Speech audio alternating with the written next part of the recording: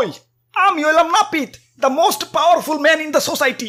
তোমরা যদি ছুরি দেখাও রে টুকাও দেও, অ্যাটেম্প টু মার্ডারের কেস খেয়ে যাইবে।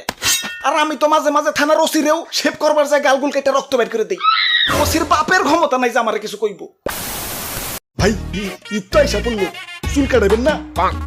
আমারও তো যাতা, আপনার তো সাধু বাবা লাগতাছে। চুল তো কাটুনি লাগবো, মাগার যারনে চুল কাটাই তারনে তো বিশাল ভিড়।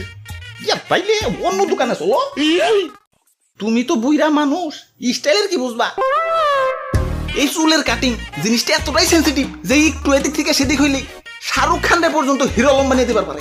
বুঝতাছো কাহিনীটা? আমি ঘন ঘন প্রেমিকা পাল্টাইবার পারো, মাগার নাপিত চেঞ্জ করার দুঃসাহস আমার নাই। কও কি?